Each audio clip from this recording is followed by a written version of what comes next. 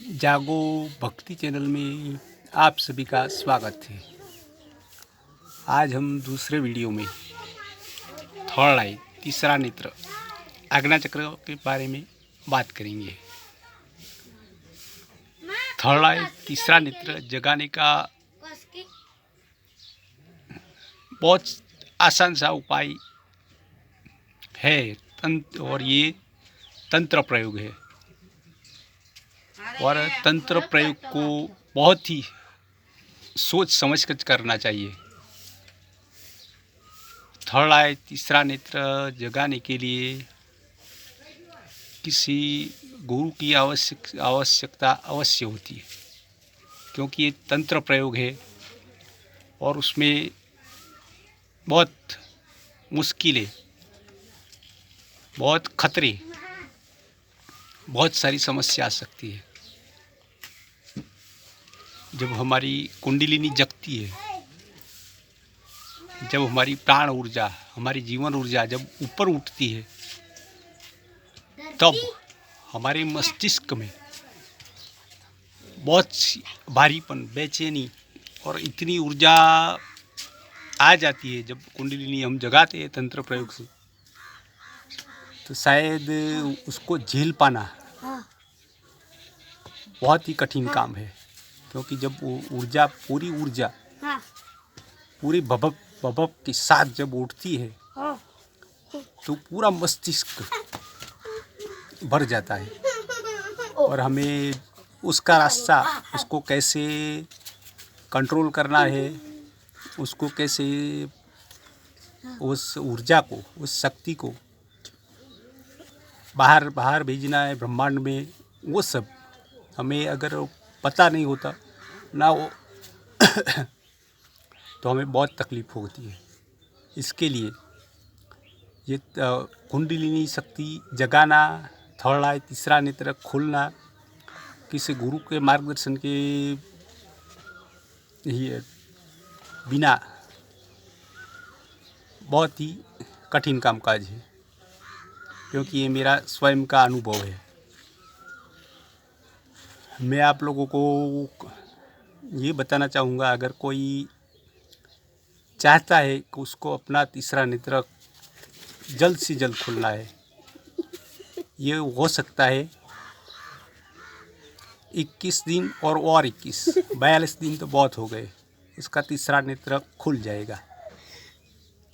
ये साधक के ऊपर डिपेंड करेगा को किस तरह से, किस तरीके से उस साधना करता है। इस तरीके से कम से कम 42 दिन तो लग ही जाएगी। हमारे शास्त्रों में हमारे जो ऋषि मुनि हो गए, जो गुरुकुल थे, उसमें जब जो शिष्य रहते थे, उसमें से ये सब साधना के लिए, योग साधना के लिए 12 साल लगता था। 12 साल के समय के बाद शिष्य पूर्णतया तैयार होता था। हर पहलू से उसको गुरु जांच के तैयार करते थे। 12 साल का इतना लंबा समय के बाद कोई तैयार हो पाता था। ऐसी साधना जो है,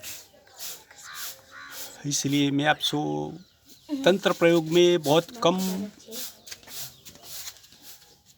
लोगों को कहूँगा कुंडलिनी जगाने के लिए। इसके लिए अगर आप ध्यान, मेडिटेशन से अगर कुंडली जगाए तो बहुत अच्छा रहेगा, क्योंकि उससे आपको कोई तकलीफ नहीं होगी। क्योंकि जब कुंडलिनी तंत्र प्रयोग से कुंडलिनी जागती है और ऊर्जा जब वो पूरे भभक के साथ उठती है, ऊपर जब आती है मस्तिष्क में, तो आपको पूरा मस्तिष्क जैसे फट जाएगा, ऐसा अनुभव आपको होगा।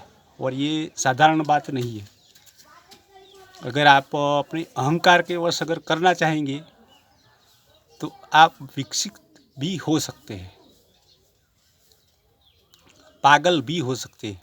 ऐसा ये कोई साधारण बात नहीं है। जब हमारी ऊर्जा शक्ति, जीवन शक्ति जब ऊपर उठती है और पूरा मस्तिष्क जब इससे भर जाता है तो बहुत कठिनाई, बहुत तकलीफ होती है, क्योंकि तकलीफ सब मैंने झेली है। और सब मैंने जो जो किया वो तो उस ईश्वर परमात्मा की मर्जी से जो हुआ, जो भी क्रियाएं मैंने की, मैंने तो कभी नहीं कोई पुस्तक पढ़ा, ना ही कोई शास्त्र, ना ही कोई गुरु के पास गया, ना ही कुछ मैंने सीखा। सब कुछ जो भी क्रियाएं मेरी हो रही थी वो सब अनायास अपने आप ही हो रही थी। और ये अनुभव मैं आप लोगों से शेयर करना चाहता हूँ। और मैं तंत्र प्रयोग का जो ये है, बहुत तंत्र प्रयोग के बहुत विद्या है, मगर जो मैंने जो किया है वो बिल्कुल आसान था। और मैं अगर कोई चाहता है तो उसको मैं दे भी सकता हूँ, मगर ये उसके लिए अब आपको मेरे साथ जुड़ना होगा, क्योंकि ये साधारण बात या साधारण घटना नहीं है, इसलिए उसको जाहिर में सबको नहीं दिया जा सकता। कुछ ऐसी विद्या, गुप्त विद्या जो है, अभी भी है हमारे, उसको गुप्त ही रखा गया है, क्योंकि ये बहुत डेंजरस है। कोई भी शक्ति, कोई भी मंत्र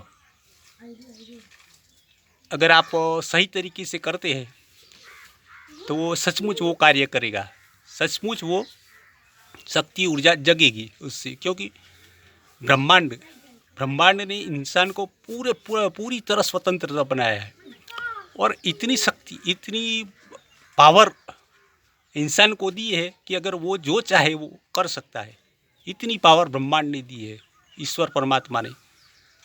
इसलिए मैं चाहूँगा, अगर आप अपनी कुंडलिनी जगाना चाहते हैं, कोई नई साधक है, पुराने साधक है, अगर चाहते हैं कि उसकी कुंडलिनी जग जाए, उसका आज्ञा चक्र, उसका तीसरा नेत्र खुल जाए, इसके लिए आप मुझसे जुड़ सकते हैं। उसको सबको नहीं दिया जा सकता, क्योंकि इतना पावरफुल है। जो हम स्वर्ग में कल्प वृक्ष की जो बात करते हैं, ये यही है। वो हमारा तीसरा नेत्र जब खुलता है, पूर्णतः खुल जाए, तो हम जो इच्छा करें वो प्रकट हो जाएगा। ऐसा ही, ऐसा कल्प वृक्ष कोई कहीं भौगोलिक स्थान पर है नहीं। कल्प वृक्ष यही हमारे आज्ञा चक्र ही हमारा कल्प वृक्ष है कि तुम जो इच्छा करो वो प्रकट हो जाएगा। ऐसा है, इसलिए उसको बहुत ही सोच समझकर जगाना चाहिए। उसके लिए साधना जो हम करते हैं बहुत ही सोच समझकर करनी चाहिए। मेरा सुझाव आप लोगों से ये है कि अगर आप ध्यान, मेडिटेशन से ही अपनी कुंडलिनी, अपनी ऊर्जा को अगर आप जगाए तो बहुत अच्छा रहेगा। फिर भी अगर कोई चाहे कि मुझे अपनी कुंडलिनी जगानी है, बहुत ज़्यादा से ज़्यादा 42 दिन, 21 दिन का ये प्रयोग है, और 21 दिन ध्यान मेडिटेशन करना होगा। उसके लिए उसमें आपकी कुंडलिनी जग जाएगी। उसको तो मैं अगर आपकी त्वरा, आपकी जिज्ञासा अगर है, जिज्ञासु अगर आप है, आपकी अभिप्सा है इतनी, पूरी तरह पूरा आपका समर्पण भाव है अगर वो ईश्वर परमात्मा के प्रति, तो 42 दिन में तो आपकी कुंडलिनी 100% जग जाएगी। मैं आप सब साधकों को, जो भी है, जो भी जानना चाहते हैं, सबको मैं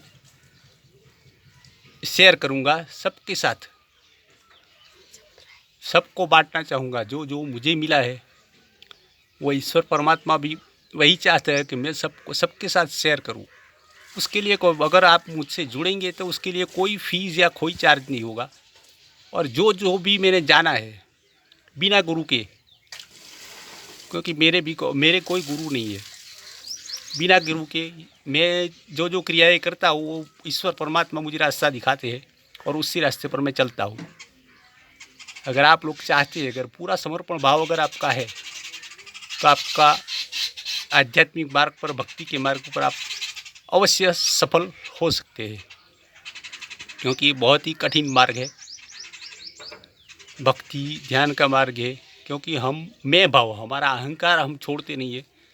कठिन इसलिए है क्योंकि हमारा अहंकार हम नहीं छोड़ पाते ना, इसलिए ये कठिन हो जाता है।